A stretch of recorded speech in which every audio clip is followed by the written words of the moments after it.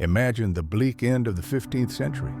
At that time, a retired naval navigator named William Morris conceived the unthinkable to set sail for the very heart of Antarctica. It was a one-way expedition, a journey to the ends of the earth, into uncharted icy wastes from which no living soul had ever returned. What he discovered there would change more than just maps of the world. His findings would become the key to unraveling the greatest mystery of all, the mystery of the forgotten history of all humanity. But before setting out to face the ice, his life, like the lives of many, was scorched by the fires of war. During the struggle for independence, he served in the Continental Navy. His beloved wife, Lucy, was waiting for him on shore, and hopes for a peaceful, happy future glimmered in his heart. But war, like a merciless reaper, cuts down dreams and leaves behind only the bitterness of separation and shattered plans. Let's take a trip back to one of those nights. After the surrender at Saratoga, his ship glided through the waves under a full moon, heading for Charleston.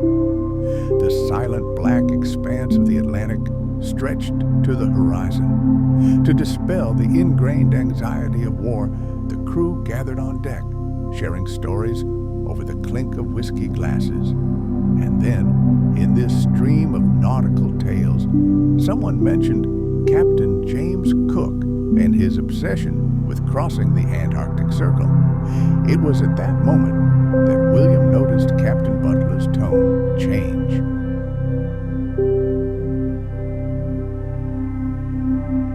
Two days before setting out to sea, William was awakened by a sharp knock on the door. Turnbull stood there, and next to him was a stranger in a formal black suit with a stern, impenetrable face. He spoke with a strange, jarring accent. "This is urgent," he said. After a moment's hesitation, William let them in. Turnbull unzipped an old, battered briefcase and pulled out an ancient manuscript. Its fragile pages were covered in script William had never seen before. In a quiet, almost solemn voice, Turnbull began to read, "By the sovereign's command, I affix my signature to this. By the will of our masters, may the gates of knowledge remain closed to those who reject our path." These words sent a chill down William's spine. "This sounds like some kind of rite of passage," he muttered. "Exactly," confirmed Turnbull.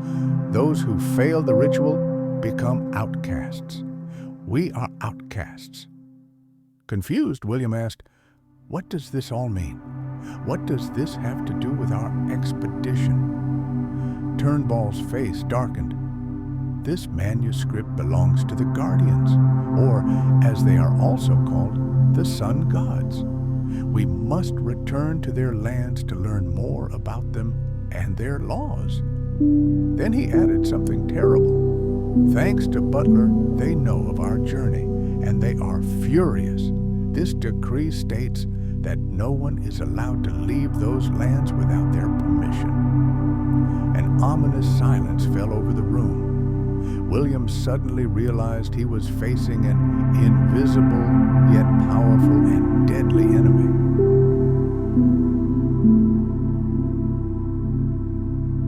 "Who are these Guardians?"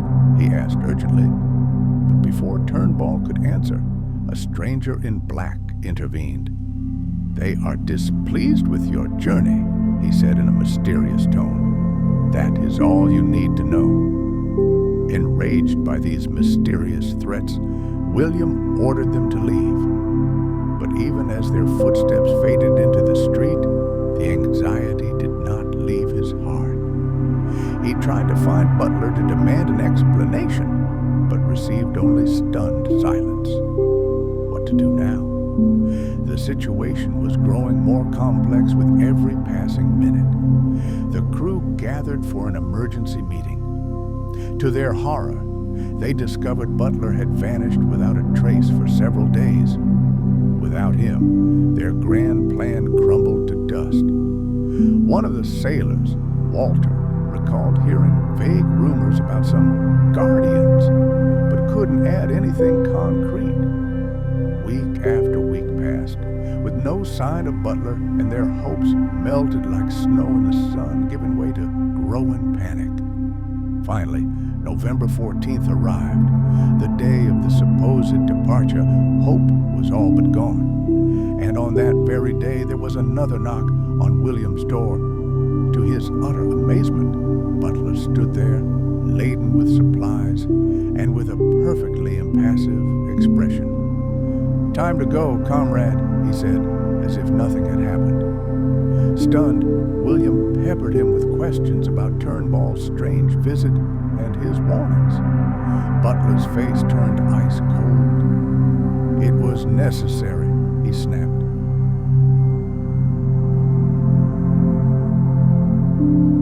"I had to disappear to get this." He unfolded a huge map and spread it on the living room table. William stood transfixed. Before him lay a vast, uncharted land, the scale of which surpassed anything he had ever seen or imagined. "You know about the Guardians?" William asked, his voice growing concerned. Butler nodded grimly. "The story we know is only a small part of the truth." He explained that the Guardians, the ancient builders of the pyramids, would never allow them to cross the South Pole, and that Turnbull had turned traitor, warning the Guardians of their intentions. "If we don't set sail today, we may never get another chance," Butler concluded. William hastily assembled a crew. That same day, they set sail from Charleston, heading south into the unknown, with a clear understanding that neither their lives nor the very concept of truth would ever be the same. The plan seemed simple: reach the icy waters of Antarctica in 140 days, stopping along the way to replenish supplies. However, the atmosphere on board was electric.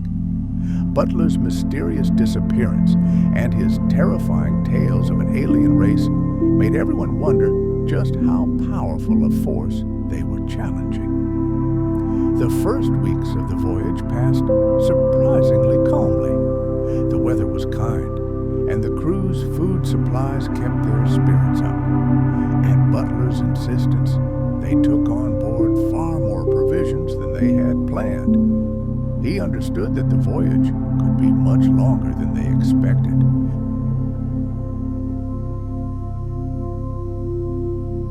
As they crossed the equator, the stifling tropical heat almost made them forget the icy lands that lay ahead.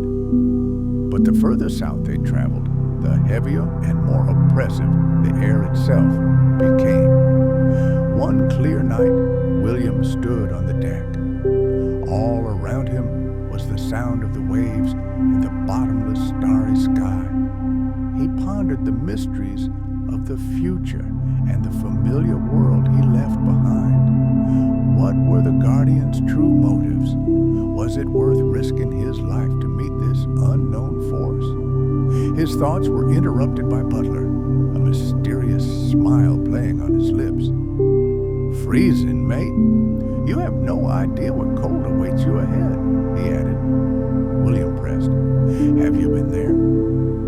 "Yes, I was," Butler replied simply, his eyes fixed on the southern horizon. "I saw it with my own eyes." William wanted to ask 1,000 more questions, but Butler raised his hand. "You'll see for yourself in time," he said. "You won't believe what lies beyond these waters." Days turned into weeks, and finally they reached the southern seas. The changes were dramatic. The water turned a dark, leaden hue. The waves grew higher and fiercer, and the shadows of giant icebergs loomed over the ship like silent guardians of an unknown world. A storm lashed them, mercilessly battering their vessel. Only Butler's Olympian calm gave the crew confidence as the icy wind howled through the rigging. Trying to break their will, they sailed alongside a gigantic ice wall, rising nearly 90 meters into the sky.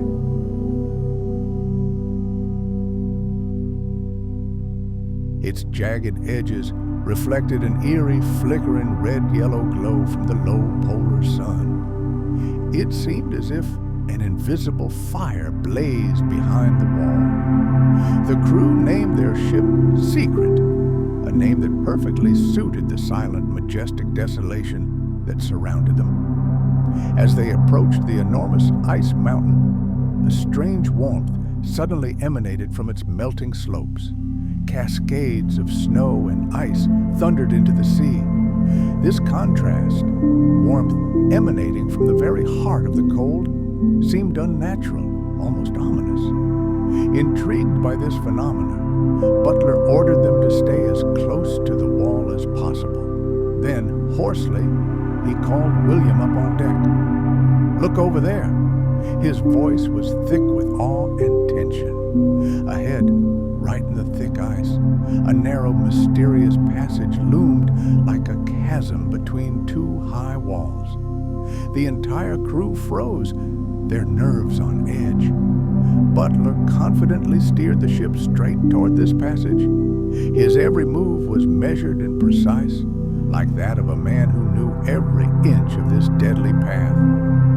As soon as they entered the passage, an invisible current tugged at the ship with such monstrous force that everyone caught their breath. A primal fear gripped the crew. They were pulled forward, clinging to the rigging, while the ice walls rushed past, inches from their sides, threatening imminent disaster.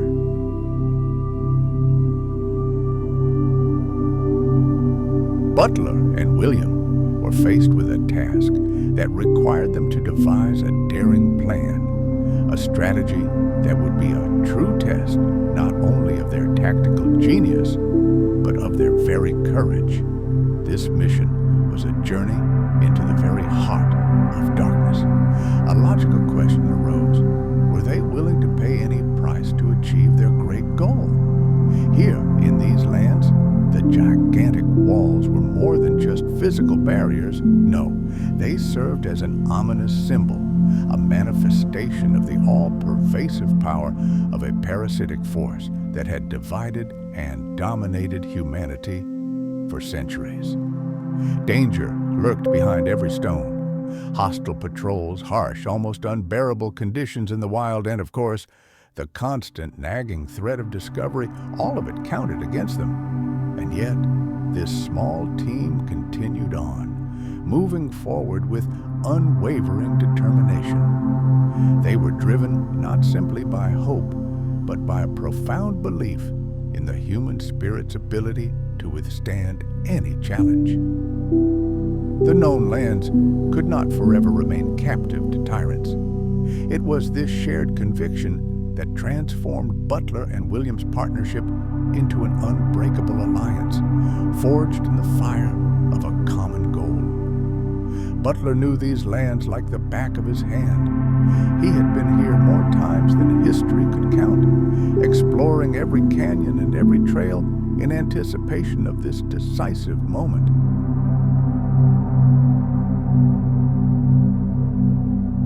The Guardians, who controlled all known lands with an iron fist, saw this alliance as a mortal threat to their dominance and struck without delay. Their goal was not simply to destroy Tartaria. They sought to erase its very name from the face of the earth. Maps were redrawn, chronicles rewritten. In the few legends that survived, the giants were portrayed as bloodthirsty villains. Their true intentions were buried under a thick layer of lies. However, the truth was that the giants were always ready to protect humanity. Their mission was to preserve the spiritual potential of humans. It was this immaterial yet powerful potential that the Guardians feared most of all. For the colonizers, simply controlling the physical world was not enough. They sought to suppress the very essence of human resilience, to destroy hope itself. The battle for freedom proved incredibly brutal. The alliance of giants and humans unleashed a war the likes of which history had never seen. The combined forces of the Allies so profoundly shook the Guardians' power that they demonstrated to the world the incredible power of unity in the face of oppression. Victory was so close it could be touched, but the Guardians demonstrated inhuman fortitude. Rivers of blood spilled across the battlefields of those who dared to dream of a free world. The very oceans washing these lands became silent graves for fallen warriors, an eternal reminder of the terrible price of disobedience.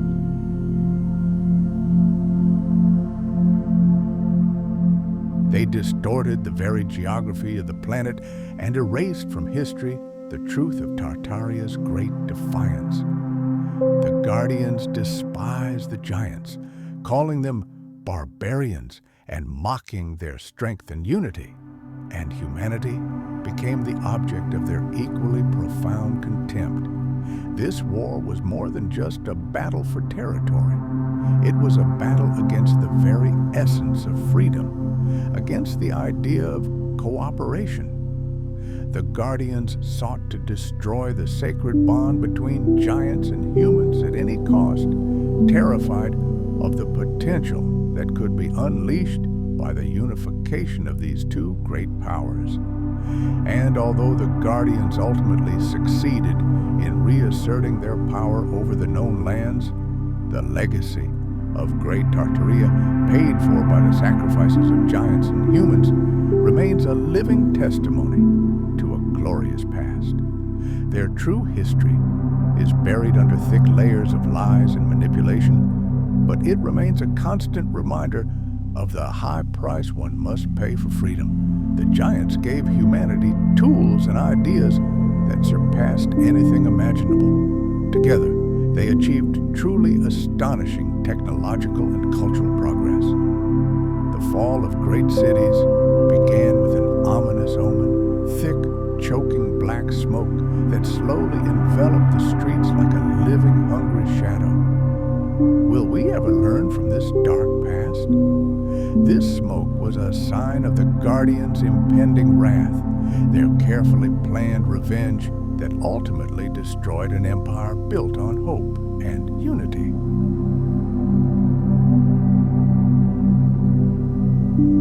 Great Tartary will forever remain a symbol of cooperation between humans and giants, a unique era when knowledge and technology combined to create a society capable of resisting any oppression. But despite impressive defensive successes, Tartary was unable to withstand the relentless onslaught of the Guardians. Their attacks were relentless, cities were reduced to smoking ruins, and the once indomitable spirit of resistance gradually faded. But can the courage of those who fought and died in this war ever be forgotten? Rumors still circulate that the Great War is never truly over, that the courage of those who fell in battle has not faded, but merely slumbers, awaiting the day when humanity will rise again and complete the work they began. Fighting an enemy everyone considered invincible, the defenders of Tartaria were one step away from total victory. In desperation, the enemy was already discussing plans to completely pollute the world's air, a tactic already tried on other continents outside the protective domes. However, at that time, very little was known of the Guardians' dark plans. Then came the Great Flood, which brought even greater devastation to these lands. Hope glimmered again thanks to the Anakim, a special faction of giants who united with the remnants of humanity and fought bravely, employing their advanced technology. However, even among the giants, there was no complete unity. Some of them soberly assessed the situation and realized its futility.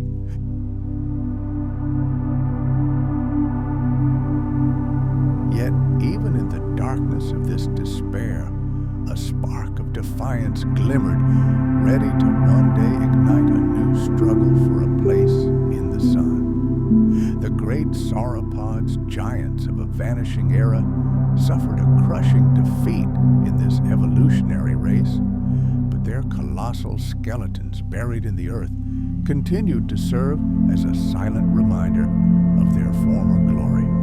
Who knows, perhaps their fall would mark the beginning of a new era, inspired by the very memory of a time when the world was different. The survivors had no intention of giving up. Their secretive existence was proof that hope still lived. The main weapon of the world's new masters lay not in fangs and claws, but in their ability to alter the environment itself. They transformed flourishing oases into lifeless deserts and fertile valleys into impassable swamps. If the rules of survival dictated that the sky turned crimson with volcanic dust, the entire world would be forced to adapt until it actually did. Such was the law of the jungle. In such a terrifying reality, few dared to look up from the ground, and even fewer could afford to deviate in any way from the accepted model of behavior. This struggle for the right to exist has become the source of an ongoing conflict. For those who remembered another world, the battle was not just for territory or food, but for the very possibility of evolving. Great ecosystems may have collapsed, but their history lives on in the genes of those who persist. The fire of life still burns.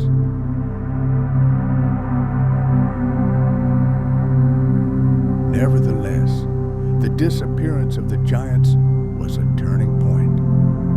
The veil of fear was lifted. Mammals were awakened to knowledge of lands beyond their burrows and shelters, of life under the sun, and of the truth hidden behind the dominance of reptiles. However, this discovery made them visible to the surviving predators. The reset, a vivid testimony to the power of nature, proved not only a punishment for the dinosaurs, but also a means to initiate a new awakening.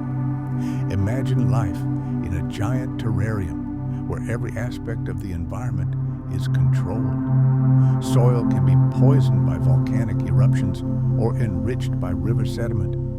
Light can nourish life or consume it. Such was the reality of this new world, created by the invisible forces of nature. Evolution feared losing stability and was willing to sacrifice entire species to maintain its balance. Even in this darkness, traces of the past remain. Fossils and imprints of the ancient world await their time. The spirit of those who fought for survival lives on, a silent but persistent challenge to the forces seeking to erase them from the face of the earth. Our first ancestor, a shrew-like creature, could not turn a blind eye to the destruction of his world. He returned to where his kin had vanished in a maelstrom of fire, earthquakes, and disease. The pain of loss grew more unbearable with each passing day. Nevertheless, his genetic determination never wavered.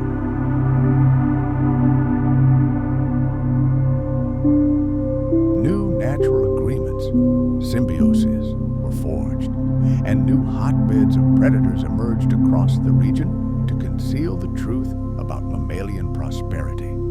Evolution, a master of manipulation and control, long considered its precious cradle of life impregnable. However, unbeknownst to it, a network of infiltrators, new species, began to penetrate deep into ecosystems, paving the way for true diversity. This group grew unnoticed and eventually reached over 14,000 species, the result of a bold evolutionary plan devised in collaboration with life itself. United in a silent struggle to free the planet from the reptilian dictatorship, they set themselves a single goal: to awaken dormant potential and reveal the truth hidden behind the veil of the Mesozoic era. For millions of years, these spies operated secretly, spreading their influence across key niches, occupying new territories, and creating new communities. Their every move was carefully calibrated by natural selection. The slightest hint of vulnerability could have led to catastrophic consequences, perhaps even an immediate reset, a localized extinction. Walking a fine line, they spread their genes, telling the story of their potential and forgotten freedom, all while eluding the all-seeing eyes of predators. Penetrating the well-guarded territories of predators was extremely difficult. Ecological barriers were erected using the harshest laws of nature.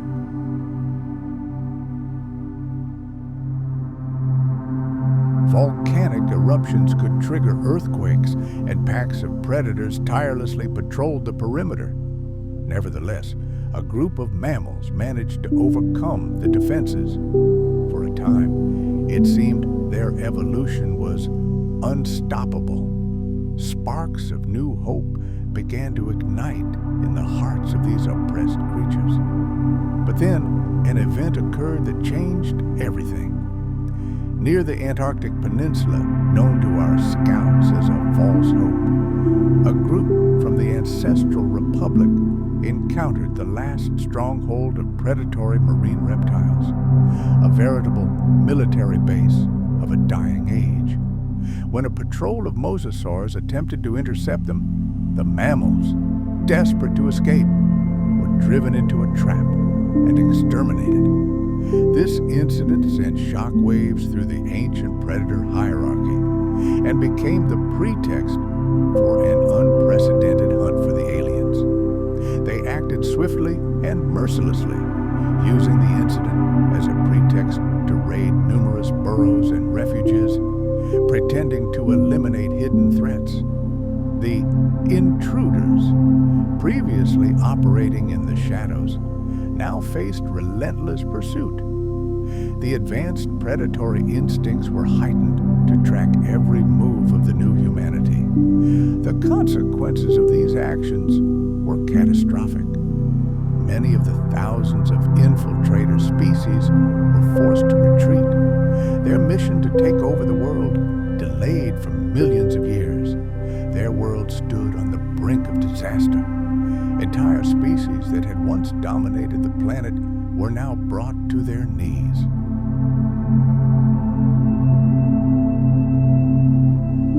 Some found themselves trapped in dying territories, doomed to a slow death by starvation. Others fell victim to monstrous cataclysms that spelled doom for an entire era.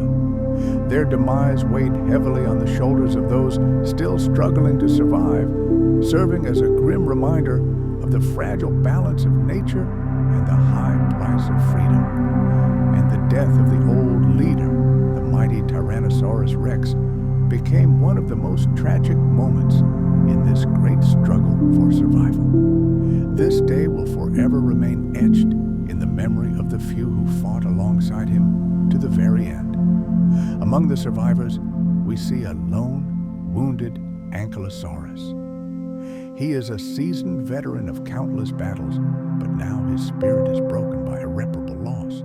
Limping, he approaches the females and young. His wounds are visible in his thick armor and in his dull gaze. Every step he takes, every strike of his armored tail on the ground echoes with pain. When he finally reaches the remnants of the herd, he cannot contain his grief. He delivers terrible news that no one wants to hear. A great leader, the last of the ancient kings, fell on the southern plains, not far from the cooling lands of what would become Antarctica. He fell victim to the blind and merciless force unleashed by the planet itself. In a panic, nature itself, striving to maintain some kind of balance, ceded the initiative to new unknown forces, forces of total destruction that even the mightiest creatures could not comprehend.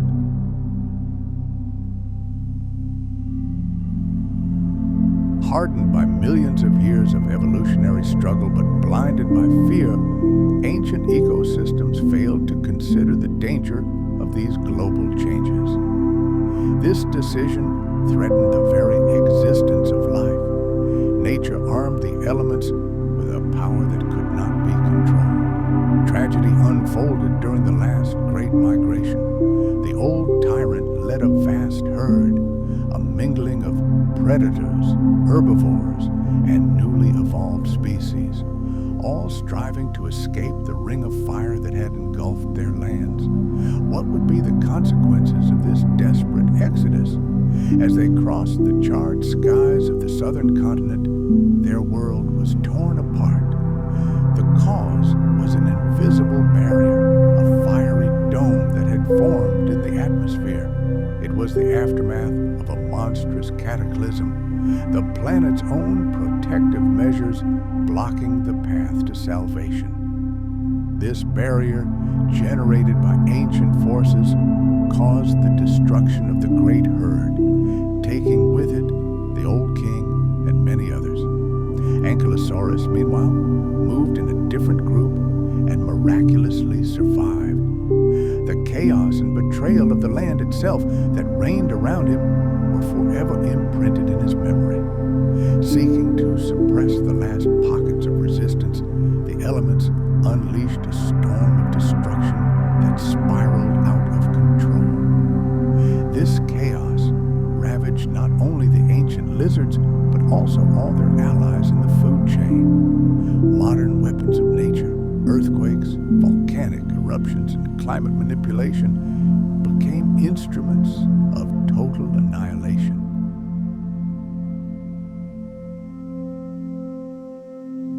Life must overcome its obsessive fear and return to its innate strength, which has enabled it to survive despite all the manipulations endured for generations. The key lies in unlocking the true potential of future generations. To achieve this, the small mammals hiding in their burrows must be shielded from the distractions and conflicts raging above ground.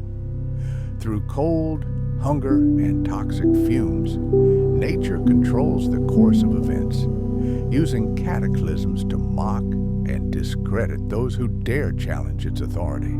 However, the solution does not lie in abandoning the struggle entirely. Far more important is rooting out weakness from within. The new era offers a new vision that fosters genuine scientific progress in evolution and the spiritual development of life. Ancestral knowledge, encoded in DNA, and the contributions of great species, once hidden or destroyed by catastrophe, remain critical to our efforts.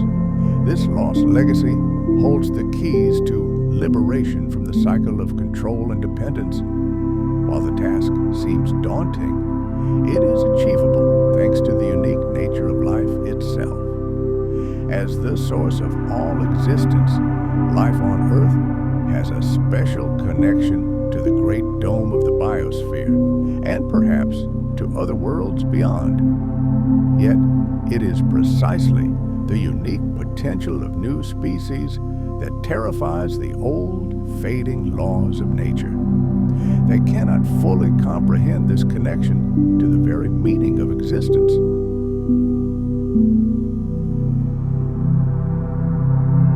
The leader of the group, a tall, stately man, shook Butler's hand respectfully, but his gaze remained cold and appraising. "What brings you beyond the wall?" he asked, his eyes seeming to pierce the soul. Butler calmly recounted their story, how a capricious current had carried their ship beyond the Arctic Circle into forbidden waters. William listened to their conversation, his unease growing. He felt an inexplicable connection between Butler and these strangers, as if they were old acquaintances reunited after a long separation. The stranger exchanged glances with his companions and said, as if speaking to himself, "It's been a while since anyone has crossed these icy barriers." Then he handed Butler a rolled-up map. "Follow this route. It will lead you to safe lands." William couldn't resist stepping forward. Safe lands? So there are unsafe ones too? The man in white standing behind him chuckled grimly. "The lands you came from, my friend, are far more dangerous." The group's leader looked back at Butler. "Stay on this course, and you will reach the Republic." And with these words, all three disappeared as quickly and silently as they had appeared, leaving behind only oppressive silence and a multitude of unanswered questions. Butler gathered the shocked crew. His voice was firm and brooked no argument. "We must follow their instructions precisely. We have entered waters that are not ours."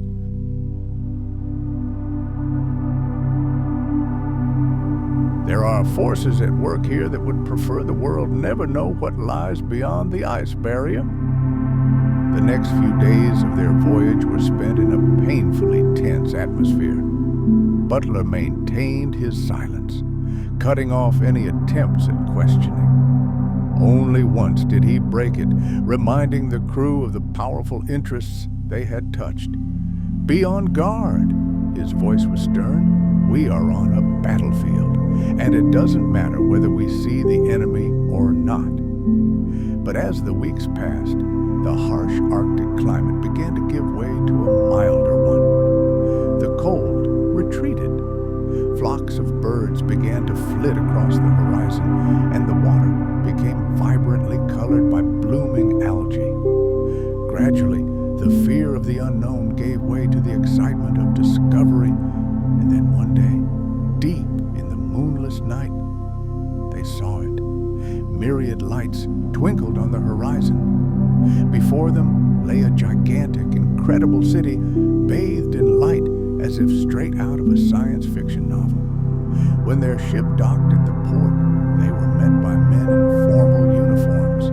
They introduced themselves as officials and announced that this was a city belonging to the Republic of the Ancestors. Butler stepped forward to speak on behalf of the entire crew. But William's mind was racing with dozens of questions. Before he could voice a single one of the agents approached him. "The President of the Republic wishes to see you immediately." William, confused, followed the agent through the wide, brightly lit streets.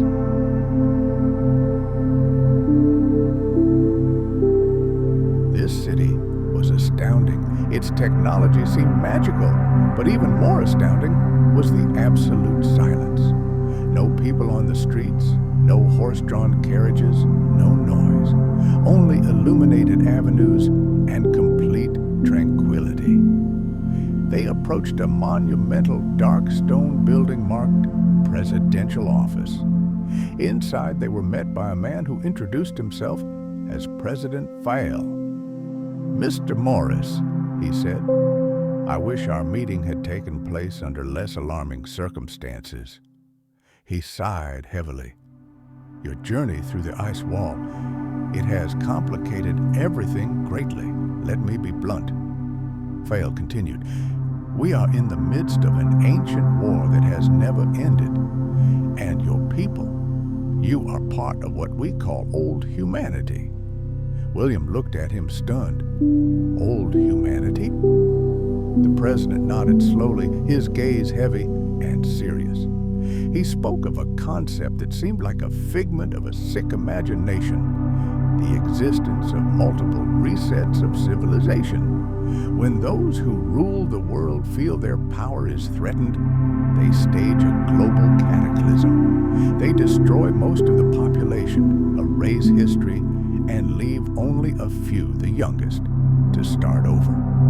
Your breach of the wall, Fael concluded, could draw their attention here. You have endangered not only our lands, but everything we have worked so hard to preserve. William was devastated by what he heard. He could hardly comprehend the scale of this monstrous revelation. Returning to the ship, he relayed the president's words to the crew.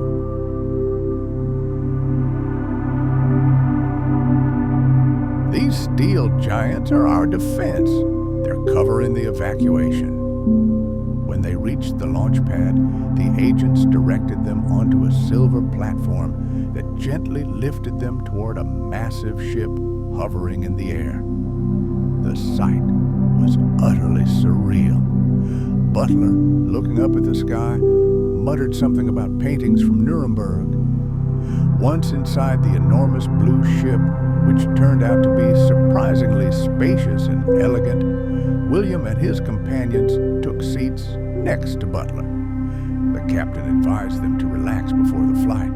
As the ship silently took off, one of the crew members lost consciousness under the strain, but was quickly revived. William gripped the armrests of his seat with a death grip, preparing to leap into the unknown. The movement was alien. A powerful, yet completely silent force carried him forward, and the feeling unsettled William. Beside him, Butler, his gaze fixed on him, tried to reassure him with his calm alone. And so, without a single hitch, their ship smoothly approached the capital, the city known locally as the Ark, or El-Arca. As William stepped onto the platform, his breath caught in his throat. The sight before him surpassed anything he could have imagined. Skyscrapers woven from glass and metal seemed to reach into the sky itself, their edges softly shimmering in the rays of the most incredible sunset he had ever seen. Overhead, in the absolutely still air, flying machines glided silently, tracing invisible routes.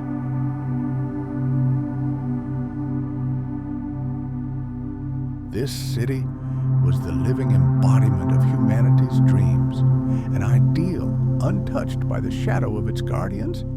Its graceful spires and wide, bustling streets were filled with people moving in perfect, harmonious harmony. After passing the city, their path led through dark tunnels, and then before them stretched the endless green fields and blooming orchards surrounding the distant city of Renoser. This land teemed with life and fertility. Looking at this idyll, William couldn't help but think of the stark contrast with the chaos they had left behind. This place was reminiscent of the mythical Garden of Eden. Butler's voice broke the silence, its tone dark and heavy. "They're poisoning the air there, William." He began to explain the Kiba's true purpose. Their primary goal is to shorten human lifespans, to force generations to pass so quickly that people die young, never having the chance to ask the most important questions. William, deeply shocked, stared at him. "You mean they're weakening us so they can control us?" Butler nodded bitterly. "Here, in these lands, people live 3 times as long. But even here, the keepers have tried to infiltrate. They yearn to shorten our lives to establish their absolute power. That's why we fight so desperately." Butler strode swiftly through the city, never looking back. The crew barely kept pace with him, trying to keep pace with the transport pods floating through the air.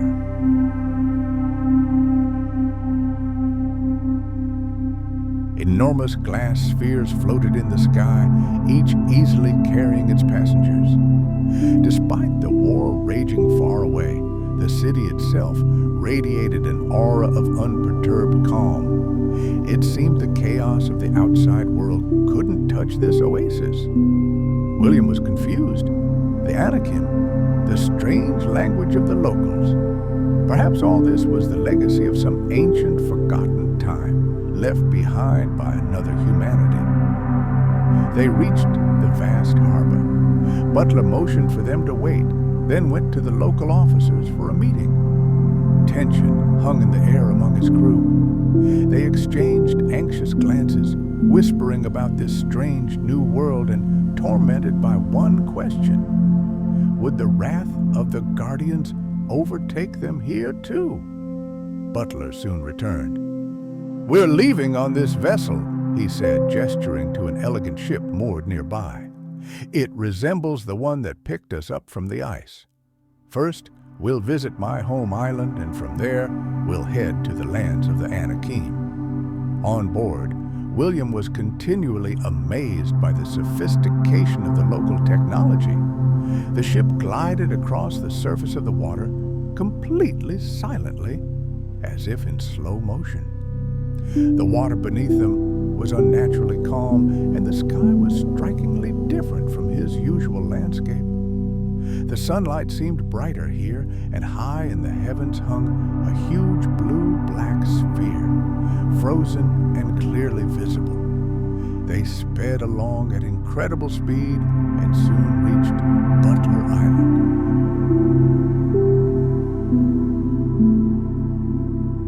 On the shore, simple yet incredibly picturesque, a young girl was already waiting for them. With a joyful cry, she threw herself into Butler's arms. A woman stood nearby, giving them a soft, welcoming smile. "Welcome to my home, friends," Butler said, introducing his family. They were housed in neighboring houses, and for 2 nights they enjoyed rare moments of peace. However, William's thoughts were in turmoil. One evening, as they watched the sunset together, he finally decided to ask the question that had been plaguing him for so long. Butler's gaze was fixed on something distant, on the void. "They shaped your minds, William," he said quietly. "Imagine a world where the hum in people's heads never ceased, an endless stream of fleeting thoughts, empty sensations. The Guardians created this mental noise deliberately to make people dependent. You must understand," Butler continued, and William listened to every word. "That man's true purpose is buried beneath the endless conflicts and fears they sow. Our history, it's lost," Butler added, and William froze at the words. He thought of billions of people living in ignorance, shackled by the invisible chains of those who sought to control them. The weight of this truth lay like a stone on his heart. That night, the sky seemed bottomless, holding secrets he was only just beginning to comprehend.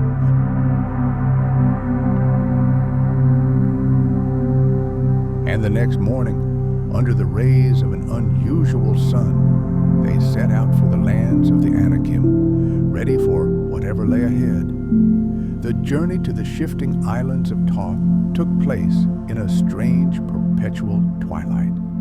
Here, day was only slightly inferior to night. A pale, full moon hung motionless in the sky, its light barely fading as they moved forward. From time to time, ships the color of burnished steel flew silently above them, silent observers of their journey. When William and his companions arrived at the port of Tota, they were met by colossal warships hovering in the air with a silent menace. Weapons of unprecedented design lined the dock walls. Disembarking, they saw a tall man with a long red beard and a striking woman with hair the color of molten gold. They weren't the giants of legend, but their height, over 2 meters, inspired involuntary respect and awe. The woman, who introduced herself as Sheki, spoke their language, but with an unusual ancient accent. The group followed her to the center of the settlement, where domes and giant statues towered over the houses. From here, a breathtaking view of lush landscapes and shimmering waters opened up. William's thoughts raced. Just a few weeks ago, such a sight would have left him speechless. But now, here he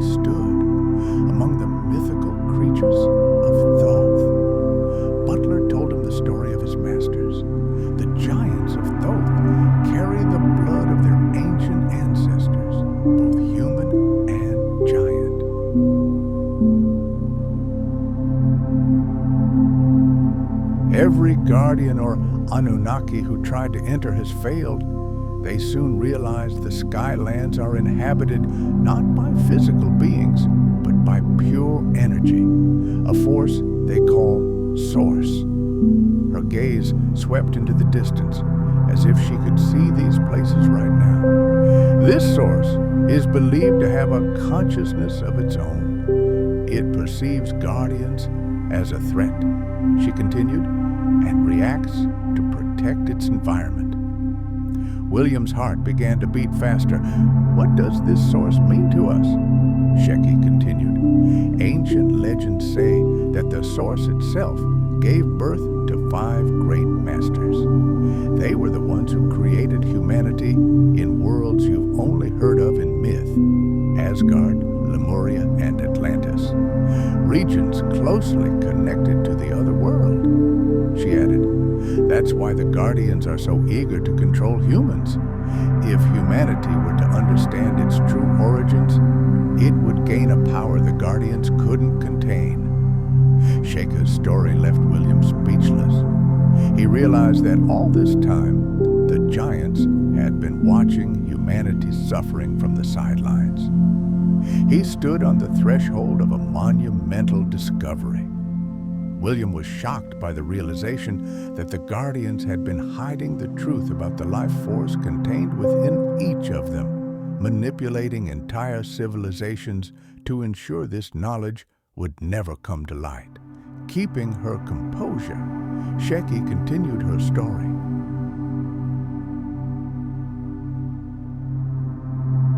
It turned out that the custodians and the Anunnaki had long known about the Source and had been trying to find it for centuries. And one day, in their search, they came upon the mountains of legendary Asgard, whose depths held countless gold reserves. Imagine how they arrived on our planet, not as explorers, but as conquerors, eager to enslave an entire civilization. Their goal was not only natural resources, but also the very life force of people, their energy. But the ancient world gave them a surprise. Their grandiose plans faltered, encountering a completely unforeseen obstacle. All their advanced science, all their colossal power proved powerless before one fundamental law. They could not capture that very essence, that energy, released at the moment of death and returning to its source, into the great unknown. Enraged by this failure, these beings known as the custodians took a different path. They plunged the world into an abyss of suffering. Rivers of blood were spilled on battlefields and on the altars of brutal rituals, and countless lives were sacrificed in a desperate attempt to achieve their goal. But even so, their control over this elusive force remained only a distant dream. William listened to every word of this story, a storm building within him. So that's it, he whispered. They used the reboots to break us, to turn humanity into a docile herd, controlled through disease and total lies. Sheki silently confirmed his guess.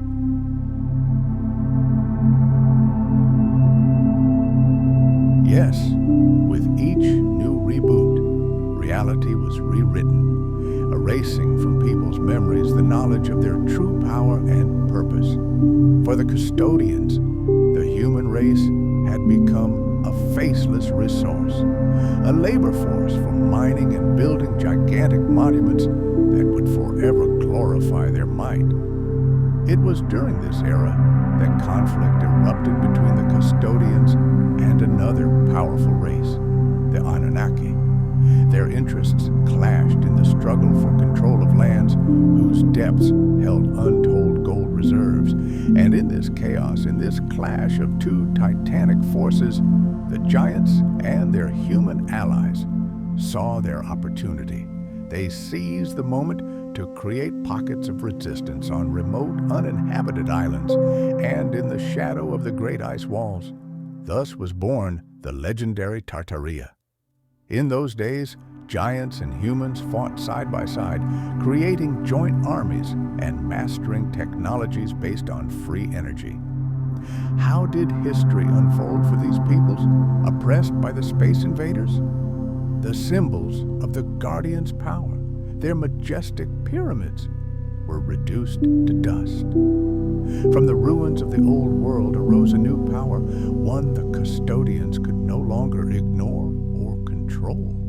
When the Guardians returned from yet another civil war, they found their former colony in flames. It was the flames of a universal uprising of giants and humans, weary of centuries of slavery.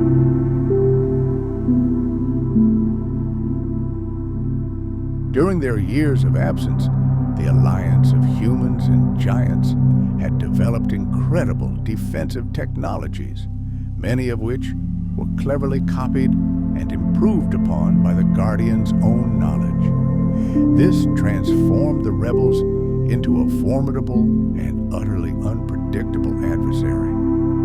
Faced with such a threat, the Guardians made the only decision they knew how: to carry out a new total reset to wipe the rebels from the face of the earth and restore order. But their pyramids, once the source of their power and symbols of absolute authority, were now nothing more than piles of rubble.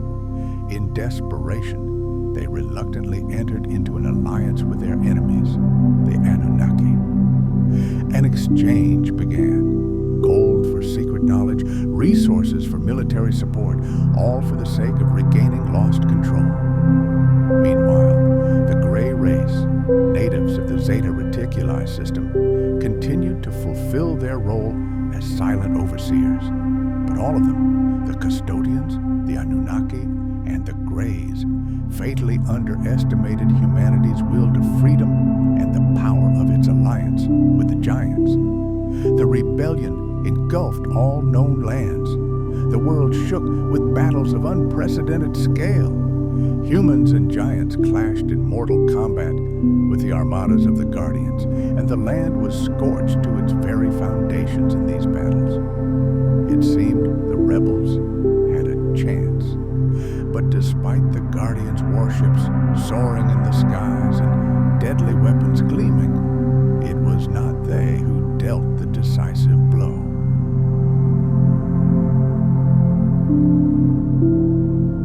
The rebellion was crushed through monstrous manipulation of nature itself. The Guardians unleashed devastating storms and tectonic catastrophes upon the rebel lands, tipping the scales of the battle in their favor with the force of the elements.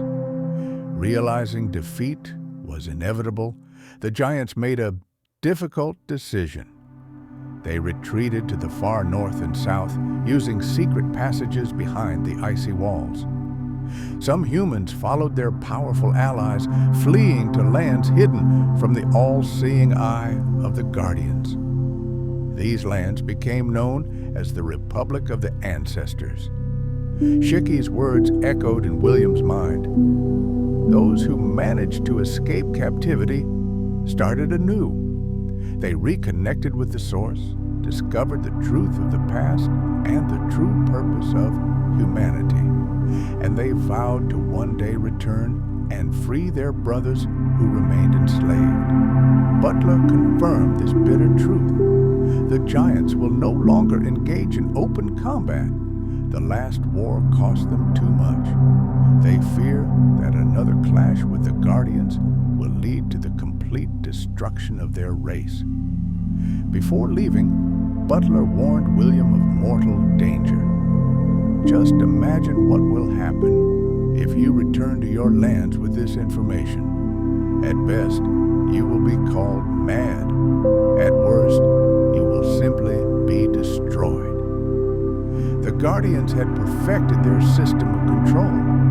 With the help of the Greys, they constantly scanned people's minds, and anyone who asked uncomfortable questions was turned into an outcast, a pariah.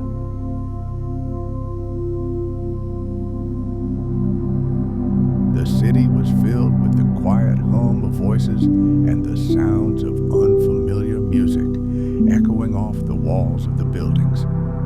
Passers-by glanced at him curiously. His foreign attire contrasted sharply with their simple yet elegant attire. A man addressed him, but William didn't understand a single word. He merely muttered something in response and followed the silent gesture toward the nearest building. Returning to port, he felt both awe at the wonders of this world and a sharp pain from the realization that his compatriots were doomed to live in ignorance. A sleek car pulled up to him, and Butler stepped out, gesturing for him to enter. A rare trace of seriousness crossed his face. "We were unable to secure the direct support of the Anunnaki," he explained. "They are wary of exposing their people to further threats. But I believe they will change their minds in time. Our last battle made it clear to the Guardians that Republic technology is still alive and well, and that it poses a danger to them. They came here expecting an easy ride, but we forced them to flee. We sowed a fear in their hearts they will never forget." William nodded silently. Butler's words rang with hope. There was still a chance for victory, however slim, but every next step required pinpoint precision and meticulous planning. Perhaps the successes of the Republic and its allies had ignited a spark of hope for those still held captive.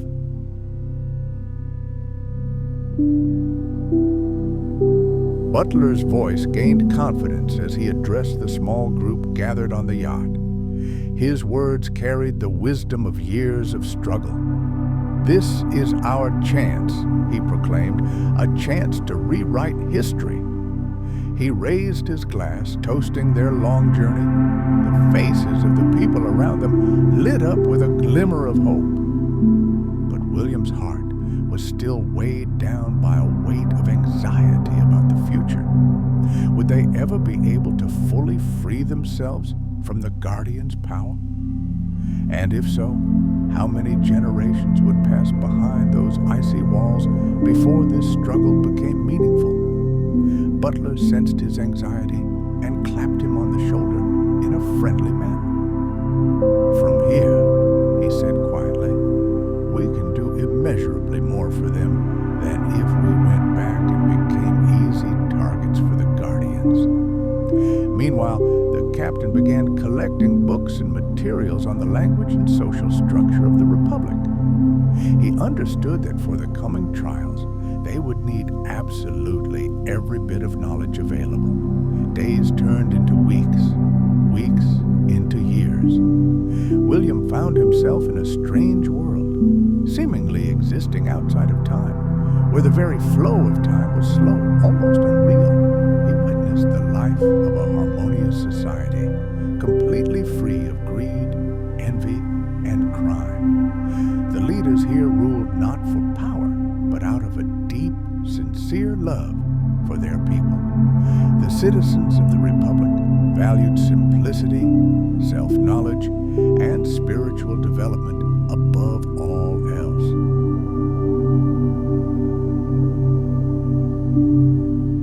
As William embraced these principles, his influence grew.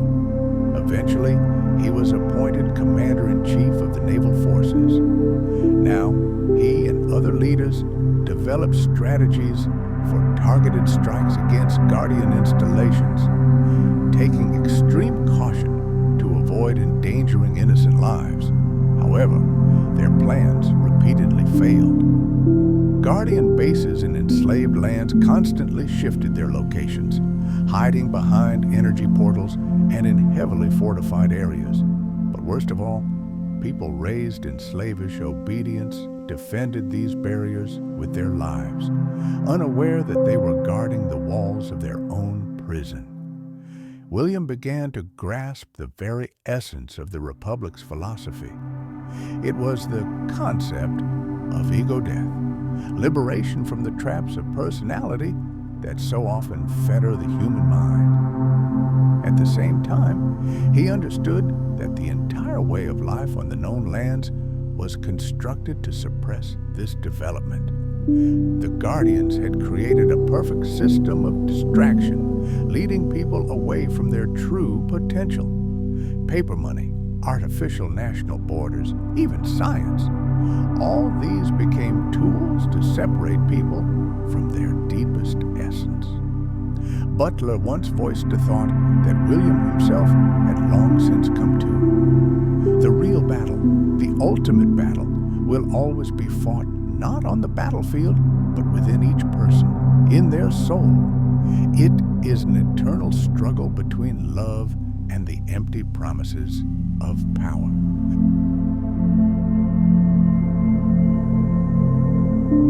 It was precisely because of this impenetrable security system that the Republic hesitated for many years to launch a full-scale invasion.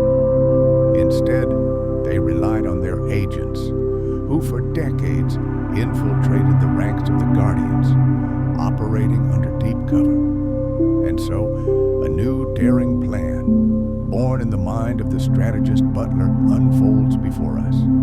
He lays out his plan with cold determination. We'll strike where they least expect it. We'll penetrate through a narrow, almost invisible entrance, the so-called summer portal.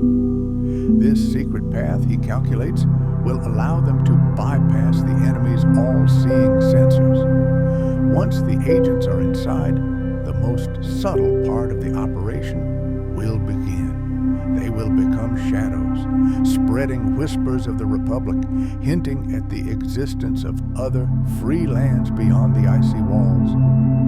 This should be enough to sow the first seeds of doubt without raising alarm. The conversation revolved around whispers of freedom, hints of hidden truths that might resonate with those already ready to ask questions. But they had to act with surgical precision. After all, the consciousness of those under the dome was tightly bound by the Guardians' dogmas, and any direct agitation would be immediately rejected. Ironically, it was precisely this blind rejection that bought the resistance forces precious time, allowing them to quietly build their influence.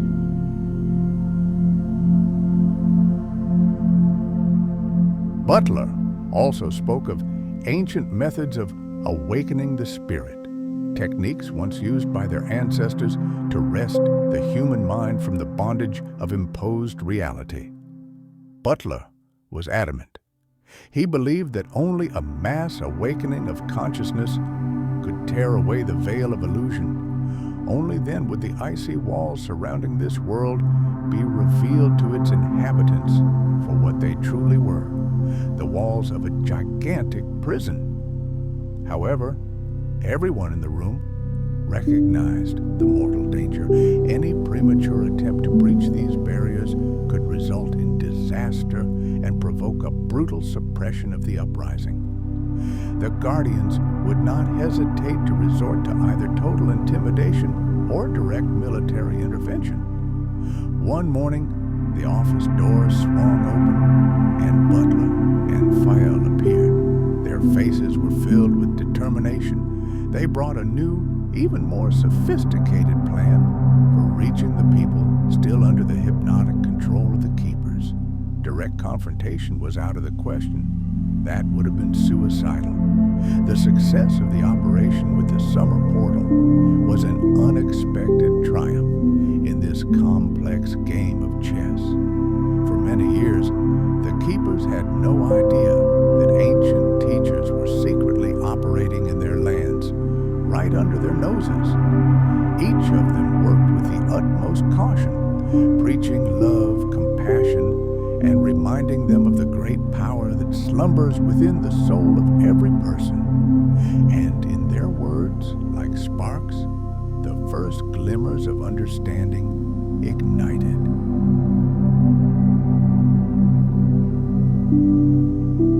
Butler knew this cat-and-mouse tactic couldn't continue forever. Resistance was mounting, and he carefully planned his next, even more daring move. A brave sailor from our lands will set sail for their world," he said with a solemn tone. The crew knew how subtle his message had to be. His stories had to be peppered with references to familiar economic and social problems, lest they arouse premature suspicion. And so, the navigator reached known lands and began sharing his story with anyone willing to listen. He spoke of strange maps that told of uncharted continents, of ancient legends, and even of giants who once walked the earth. He spoke just enough to spark curiosity in the minds of the people. However, the Guardians soon intervened. They pounced on his stories, distorted them beyond recognition, tore out the most important details, and threw him into prison, leaving behind only pitiful scraps of truth. In haste, narrowly escaping death, the navigator returned to the Republic. He brought bad news. The Guardians had become suspicious, and their distrust grew with each passing day. The Guardians descended upon humanity with renewed vigor. They pushed people to create technologies that far outpaced their spiritual readiness. The consequences were catastrophic. Bloody wars, devastating epidemics, and endless crises distracted the masses, allowing the puppeteers to maintain complete control.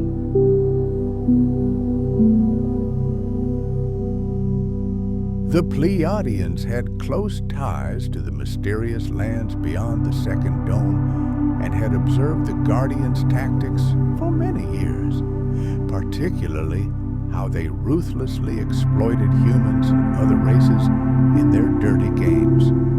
A shared history of suffering united the Pleiadians with other peoples. They themselves had once nearly faced extinction under the control of the custodians, but miraculously managed to regain their independence and build a prosperous, free society. Now, together with their allies, they sought ways to penetrate those areas where the custodians' control remained most brutal. Mars. This red planet has become a haven for numerous races, living under the strict supervision of the custodians and their allies, the Anunnaki. The human settlers, part of the new humanity, have undergone significant changes since the last global reset. Each of them earned their place on Mars, proving their loyalty to the custodians, often at the cost of their own species. This abandoned land, stained with the blood of betrayal and bound by the chains of oppression, has become a dark symbol and a cautionary tale for all future generations. Meanwhile, in the lands that remained unseen by the Guardians, life continued to thrive. These uncharted territories, free from colonial interference, became a true refuge for many races who found their path to freedom and prosperity here. Eras passed, and for countless centuries, these lands flourished, becoming quiet havens, true oases of peace.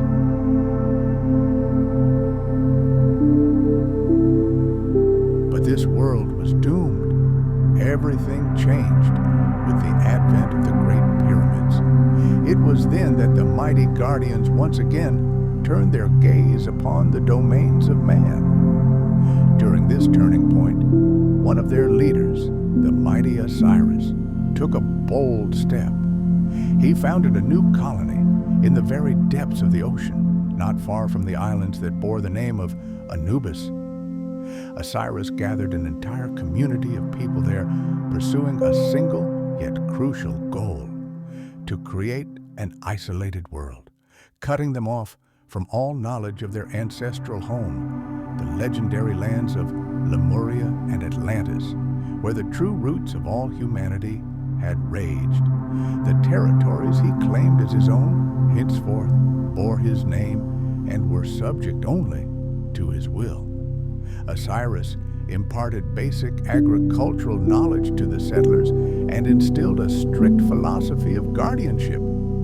vigilantly monitoring their every move, overseeing their development throughout this long experiment. His proximity to the powerful Orion Circle only strengthened his unquestioned authority, and the Greys, the lowest caste in the Guardian hierarchy, served as his loyal lieutenants, ensuring unquestioning obedience. On the Orion lands, the Greys' established order flourished in an atmosphere of hidden, cold aggression. These strange beings devoted all their energies to the creation of technologies designed exclusively for war and total domination.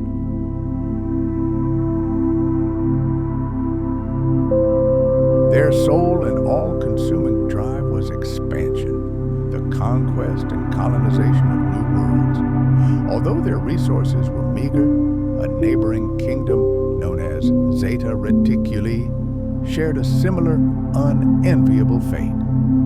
Both civilizations fell under the iron heel of the Anunnaki from the dawn of their existence. The conquerors quickly realized that the Greys were the perfect slaves, emotionless, obedient, and incredibly efficient in carrying out any orders, no matter how brutal. The Anunnaki unhesitatingly dispatched the Greys on countless expeditions, forcing them to explore new worlds and map vast uncharted territories. Their duties included reconnaissance, covert sabotage operations, and maintaining control over already conquered lands, including even a remote colony on Mars. However, during the heyday of Great Tartary, the Greys suffered a crushing defeat. Their attempt to enslave humanity failed miserably. Humans rebelled, and vital information about the Great Dome that protected their world slipped from the invaders' grasp. This failure created deep tension between the Greys and their guardian overlords. A series of minor armed clashes unexpectedly played into the hands of both humanity and their Anakim allies. Most astonishingly, all of this occurred literally on the eve of the Custodi, the Guardians, making peace with their ancient partners, the Anunnaki.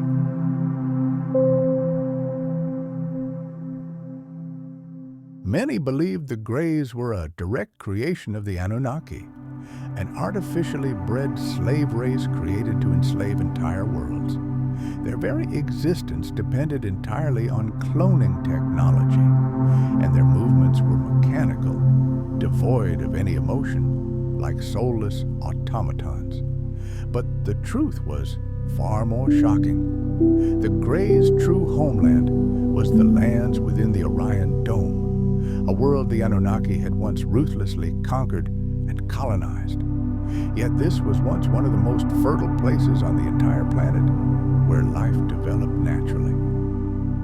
Endless forests and fertile plains were home to an incredible diversity of plants and animals. Alas, despite all their scientific breakthroughs, the Grey civilization found itself on the brink of total extinction after a catastrophic war with the Guardians.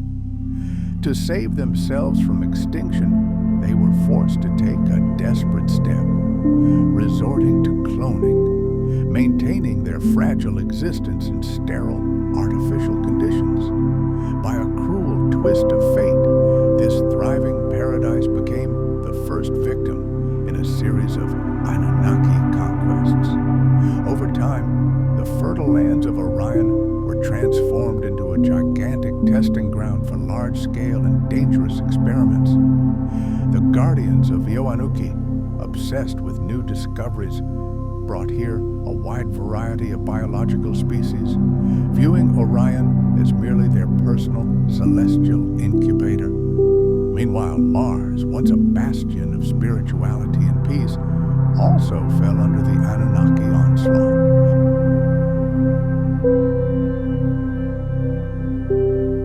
"Hold on, William," he said confidently and quietly. "Freedom is just around the corner." but clouds were gathering ahead. The shadow of a new pandemic loomed on the horizon, heralding even more stringent control. However, they were ready to rise to the challenge. They were going to unleash their enemy's own weapons.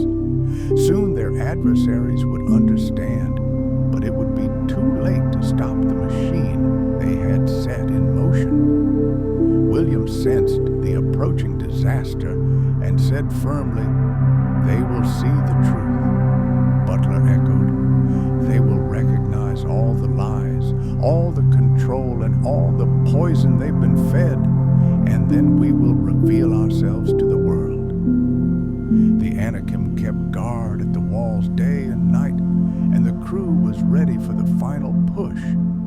This time, there was no room for error.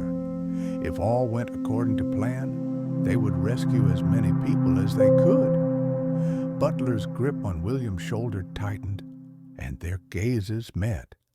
His friend's eyes blazed with unwavering determination. "You must hold on, old man. You waited so long for this," he added, hope in his voice. "Just a little longer, and you will see our people free."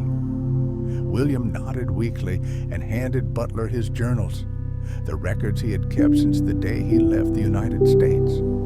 His entire odyssey was captured on these pages: amazing journeys, hidden landscapes, fleeting glimpses of true happiness and love.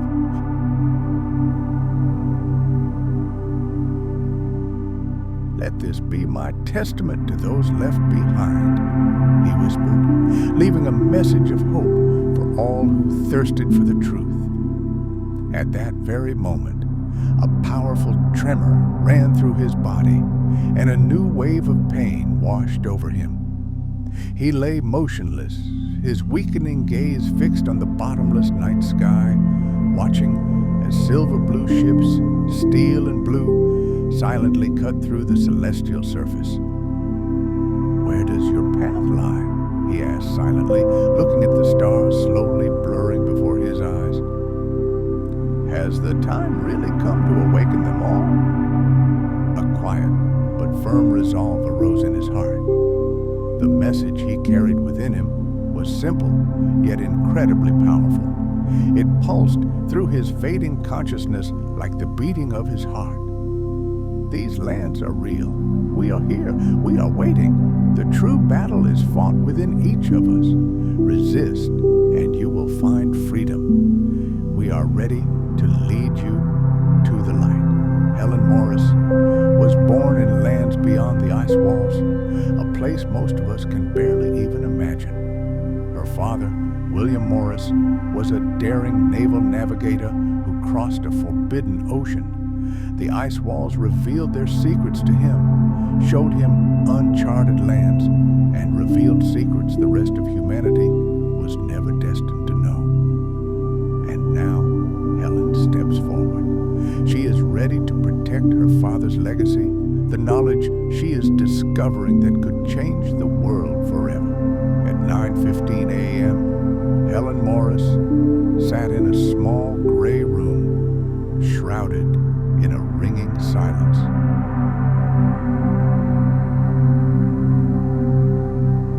The secret knowledge of the Guardian's total control was inherited from her father and from the wise teachings of Sheka, the giant who had once opened her eyes to the true nature of the world. These were not just facts, but revelations about the existence of other civilizations and the true history of Terra Infinita, boundless lands that lay far beyond the boundaries of the known world, securely sheltered behind impenetrable ice barriers. At first glance, life in these walled worlds was filled with hope, faith in a bright and prosperous future. However, in reality, most inhabitants were subject to subtle manipulation. Without realizing it, they were forced to defend a version of history imposed on them, one that was not rightfully theirs. They completely forgot the great sacrifices of their predecessors, heroes like her father, whose words became a guiding light for Helen. The only thing worth fighting for is freedom. The surrounding lands were harsh, full of dangers, and simply surviving here was a challenge. The Guardians masterfully exploited this weakness of humanity. They sowed discord, turning neighbors into enemies, manipulated the flow of information through the channels they controlled, and constantly instilled fear to maintain their unshakable control. Living in such conditions seems normal, Helen noted bitterly.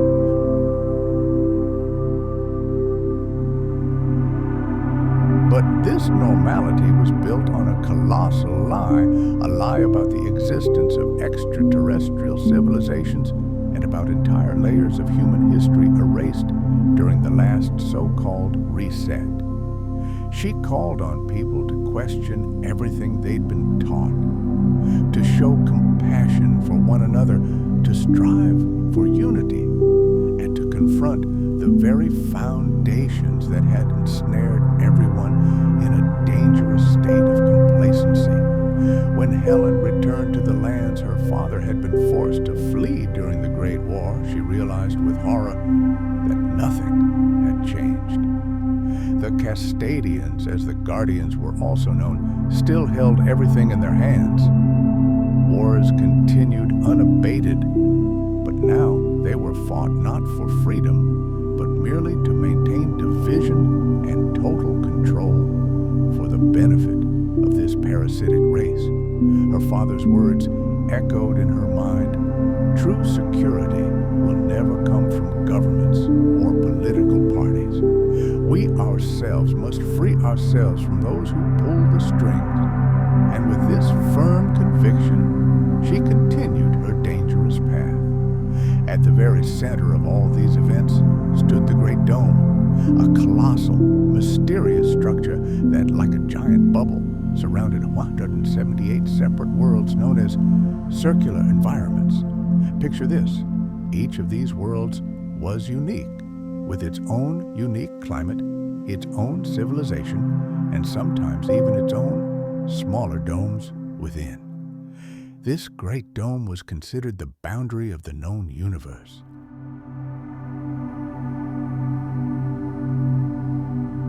For countless centuries, it was a source of both awe and primal fear. Only a few have ever seen it with their own eyes, and those brave enough to attempt to cross its invisible boundaries invariably met with crushing defeat. Ancient legends told of early explorers desperately striving to reach the other side of the dome, only to be met with its absolute impenetrability. Rumors circulated that the dome could be touched, but no one knew for sure how. These endless attempts and crushing failures bred a constant oppressive fear among the civilizations that dominated these worlds. What was the true nature of this mysterious barrier? For the ruling elites, the dome was not just a border, but a protective wall protecting their power. The mere thought that some outside force might breach it and undermine their control robbed them of sleep. Even within the dome itself, travel between worlds proved incredibly challenging. Penetrating the smaller inner domes was practically impossible. And although advanced technologies were eventually developed to overcome these barriers, air travel remained a thing of science fiction. The most reliable and safest route was always by water. Sometimes nature itself opened natural passages between the inner and outer worlds, fleeting, shimmering portals. These gateways offered the chance to explore new lands, but they also became a source of chaos and destruction. Many of these passages proved unstable.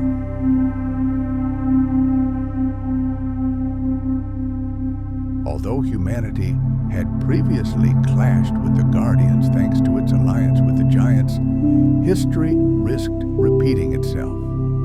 With each new reset carried out by the invaders, their control over the world became increasingly rigid, and human life became less free and more regimented. The question of how to avoid repeating the mistakes of the past faced humanity more urgently than ever. Modern society was already radically different from what it had been. Endless manipulation and strict control led to people becoming increasingly dependent and less independent with each new generation. During the Great War, humanity united with the giants against the custodians in a desperate attempt to regain their lost freedom and restore the truth about their past. They managed to deal a crushing blow to the enemy and even kill the custodians' main leader. However, this victory came at a terrible price. In response, the custodians carried out a total reset and scattered human infants across all the lands they controlled. Many of these children, most under 7 months old, grew up unaware of their true history, constantly influenced by the Guardians' technology. And here, another powerful race enters the picture, the Anunnaki. They inspired fear with their relentless conquests and incredibly advanced technology. They were veritable giants, reaching 5 meters in height.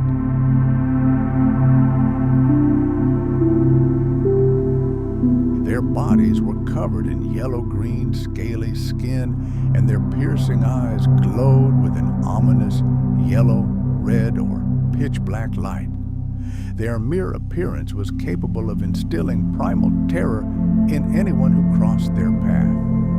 The Anunnaki were master builders. On each conquered world, they erected grandiose pyramids, eternal symbols of their dominance and absolute control. Their technology far surpassed that of any other race in the Great Dome. They used high-tech devices to manipulate the environment and subjugate entire peoples. How could humanity resist such power? Their arsenal included weapons of unimaginable power and the ability to create complex portals, allowing them to easily invade other civilizations and crush any resistance. This technological superiority made the Anunnaki one of the most dangerous races, perhaps even more threatening than the custodians. However, the history of these two races was fraught with contradictions.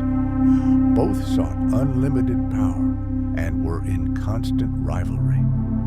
In one of the decisive conflicts of antiquity, the Anunnaki prevailed over the custodians.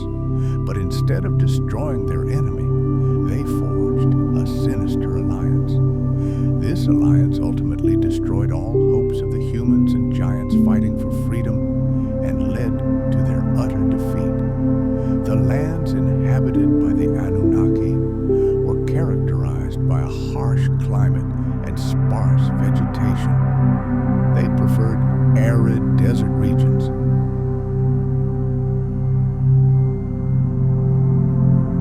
One of the most insidious features of their territories were the so-called water mountains.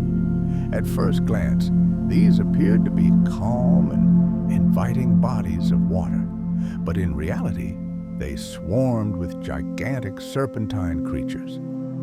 These monsters reached over 50 meters in length and served as a deadly barrier to any intruders. But the Anunnaki weren't content with mere conquest.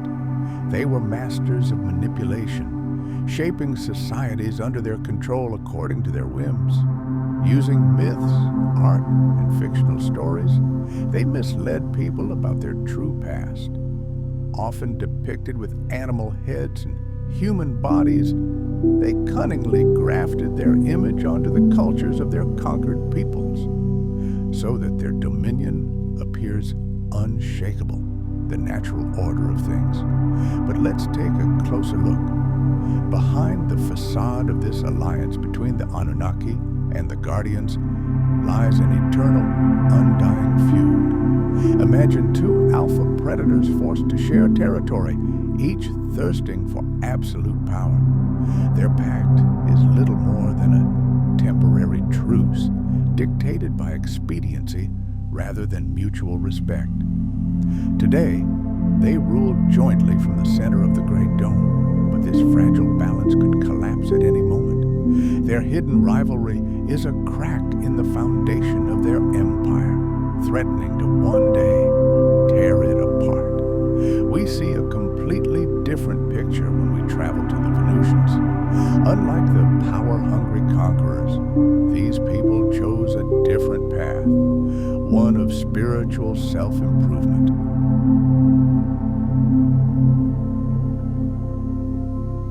The history of Mars, by contrast, is written in blood and ash.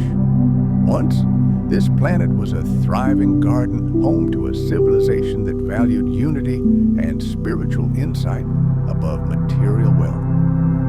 But Anunnaki ships appeared on the crimson horizon, and an era of peace gave way to an era of total war.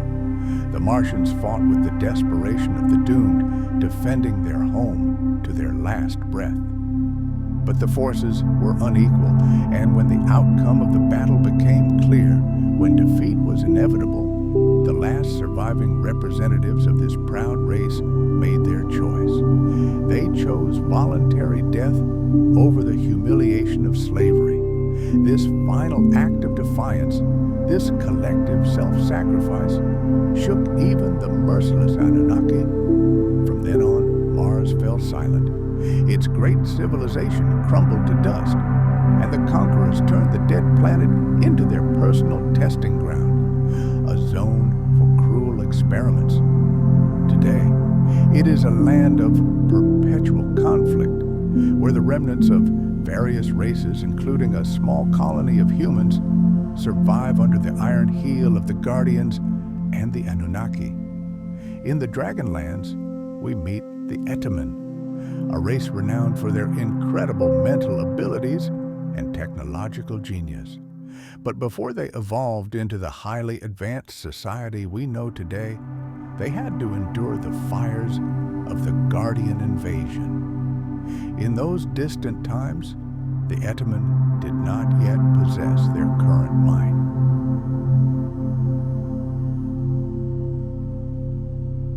They came disguised as friends, offering aid and alliance. But the Neptunians, hardened by a harsh life, treated the newcomers with mistrust. They were promised incredible technology in exchange for simple cooperation, but this was merely a cunning trap. Soon, the Neptunians were betrayed.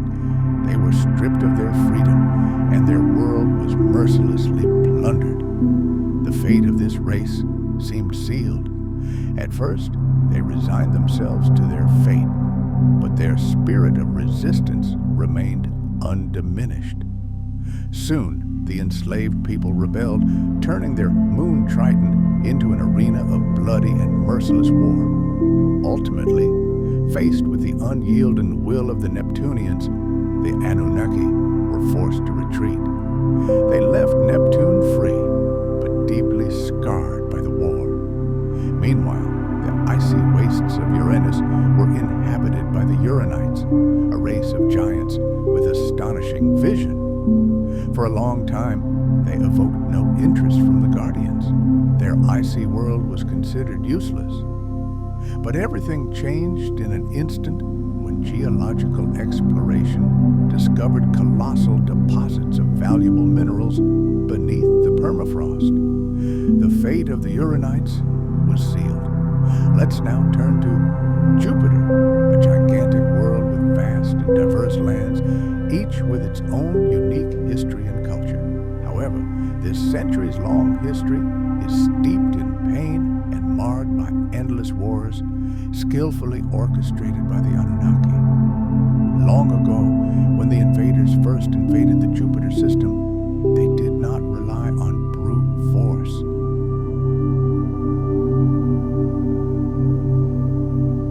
Instead, they sowed the seeds of discord and mistrust among the local peoples. This allowed them to easily establish their dominance, plunging the entire region into a state of permanent civil war between various factions. At At the very center of this web of intrigue lies Zeus's land, the seat of power. Here, the Zeus-born rule, along with another powerful group known as the Europeans, who hold everyone in check with an iron fist. These puppeteers manipulate entire worlds, such as Ganymede, Callisto, and Amalthea, pitting them against one another in endless conflicts. This policy ensures that the subject lands will always remain too disunited and weakened to challenge the central authority. And on Metis, a closed and top-secret territory, dwell only the Anunnaki themselves and their closest allies. It is here, in secret laboratories, that the most devastating weapons are created, ensuring their total dominance. The Anunnaki's presence is felt everywhere. Colossal pyramids, scattered across the landscapes of many moons, serve as a perpetual and ominous reminder of their power. Despite their rich past, these lands still bear the scars of the wounds inflicted by conquerors. The Uranites of the central Titania region today struggle desperately for mere survival. Their once great civilization is now a pale shadow of its former glory. The nearby lands of Pegasus hold stories of both great hope and terrible tragedy.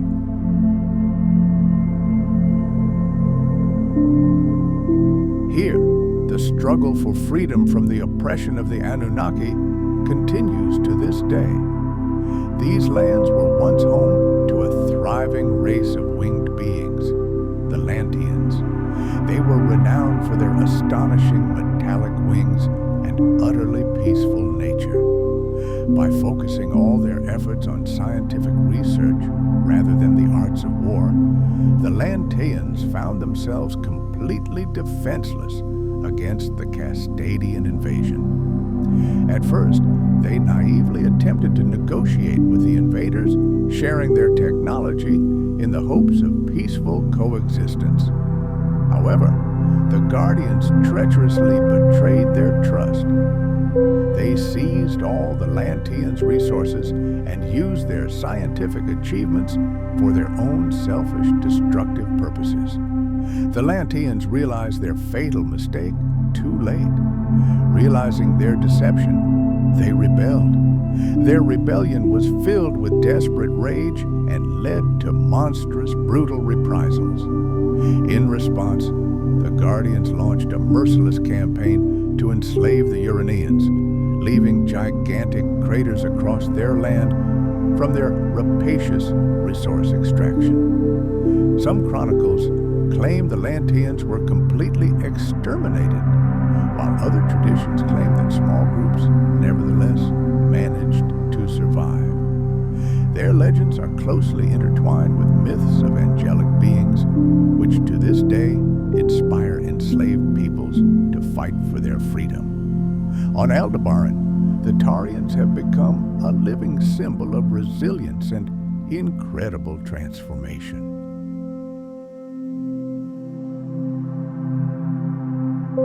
These tall, powerful creatures, reminiscent of the mythical Minotaur, once held a sinister reputation. In ancient times, they practiced cannibalism, feasting on human flesh. However, over the centuries, they underwent a remarkable evolutionary process, transforming from predators into protectors of other races, helping many species avoid extinction. Taurians are known for their colossal physical strength. Their horns are often trimmed in adolescence, symbolizing their emergence into adulthood. Their own history is filled with bloody internecine wars on Aldebaran. So much blood was spilled in these battles that entire regions were permanently abandoned by their people as memorials in honor of the fallen warriors. Today, the Taurians have spread across numerous worlds. Their spiritual advancement and technological breakthroughs have become a true beacon of hope for oppressed civilizations. Their rebellious spirit and open resistance to the Guardians have made them sworn enemies of the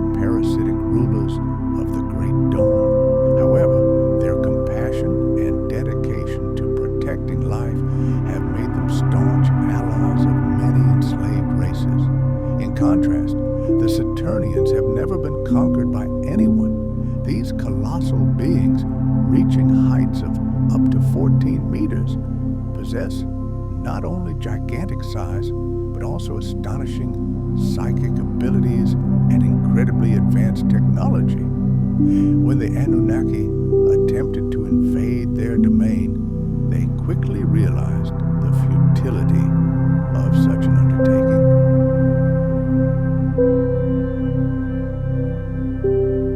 During the Tartarian era, they attempted to establish complete control over the known lands, but suffered a crushing defeat at the hands of a combined army of giants and humans. The assassination of their leader in that war only strengthened their hatred of humanity.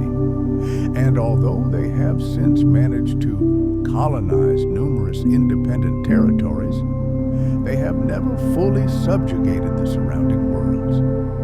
The Pleiadians stand in stark contrast to the Greys.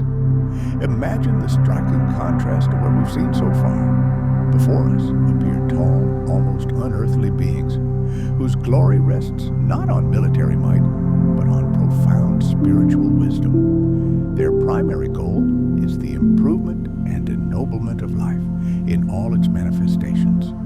The history of this people is one of flight and survival.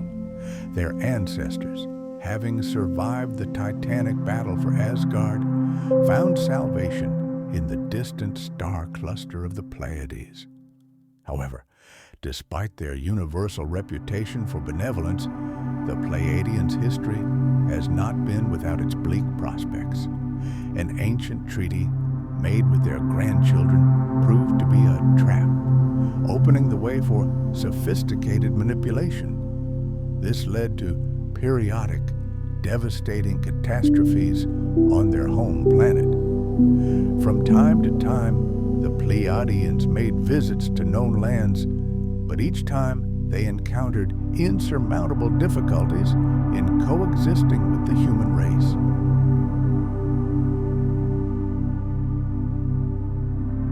Ultimately, they chose a path of isolation to preserve their unique culture and safeguard their spiritual values from alien influence.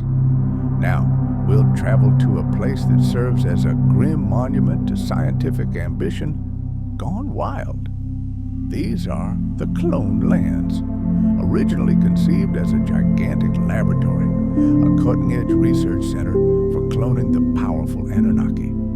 But over time, this place became a testing ground for countless experiments, the vast majority of which ended in catastrophic failure.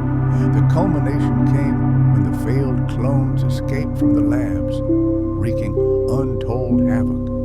Following this incident, the entire area was hastily abandoned. Today, this lifeless, ominous space, a desert dotted with the ruins of untouched laboratories, is a true ghost of a tragic past.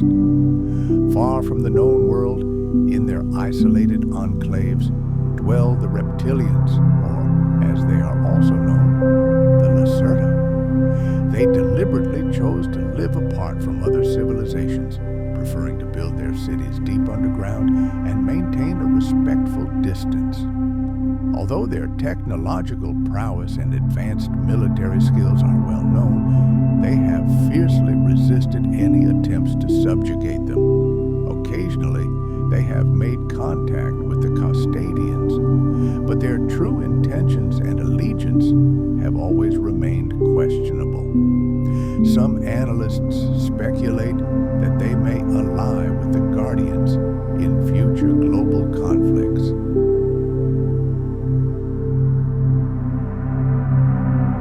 The invaders took absolutely everything, leaving behind only the bitterness of loss and a ringing emptiness. Humanity, too, has not escaped this tragic fate. Long ago, its rightful place in this world was taken by force, and now it desperately searches for a way to reclaim its heritage. The colonizers continue to hold the reins of power tightly, slowly but surely draining the very spirit of the human race. And although people are still physically alive, their inner strength, their true primordial power, gradually fades with each generation. The real threat lies not so much in physical annihilation as in the coming of that terrible day when humanity's great potential will never again be remembered.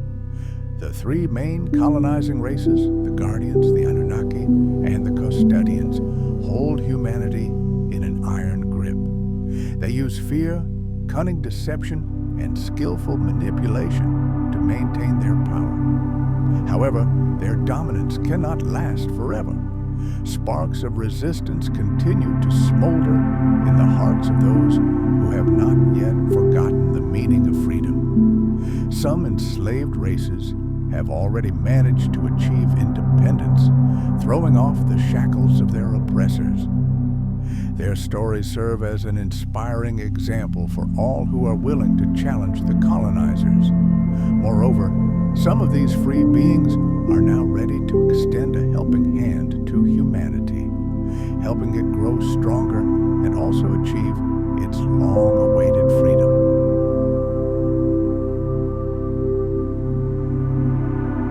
He found the Republic of the Ancestors, a place completely untouched by the dark forces that reigned supreme in his homeland.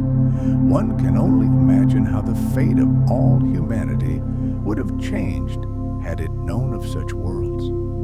Here, people thrived in complete freedom and developed at a rate other nations could only dream of. This society was built on resilience and knowledge, and it quickly became William's new home. In this promised land, he met a woman who shared his unwavering spirit. She was a native of the Republic and carried within her the living memory of generations of ancestors who had fought desperately to preserve their freedom. Together, they built a life full of joy and love, and from this strong union, they had a daughter, a child born at the intersection of two completely different worlds, a world of struggle and endless limitations, and a world of hope and boundless possibilities.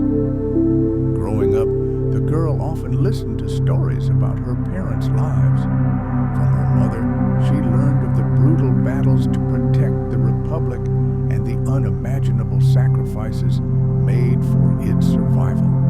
And from her father, she heard tales of the famed lands he left behind and the immense potential of their inhabitants, cruelly suppressed by those who sought total control. The courage of her father, who overcame all obstacles, and the determination of her mother, who revered her ancestors, filled the girl's heart with a sense of great purpose.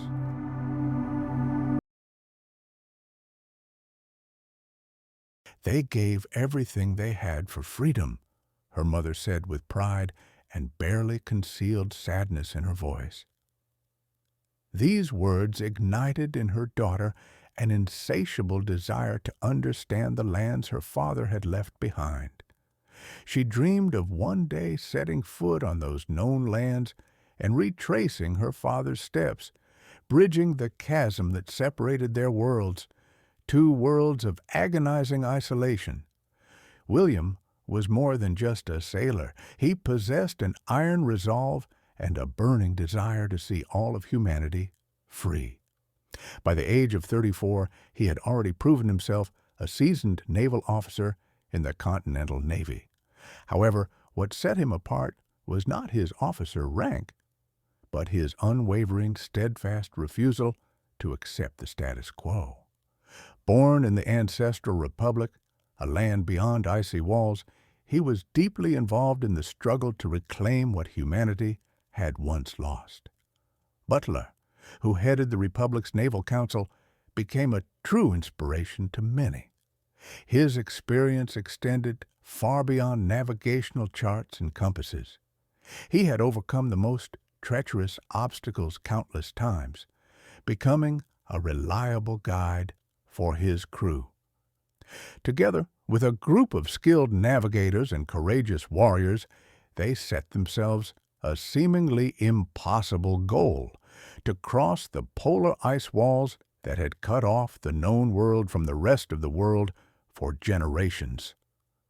This was more than just an act of blind courage.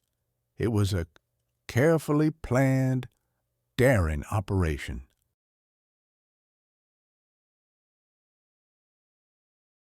Through daring expeditions across uncharted territory, they sought a path to freedom.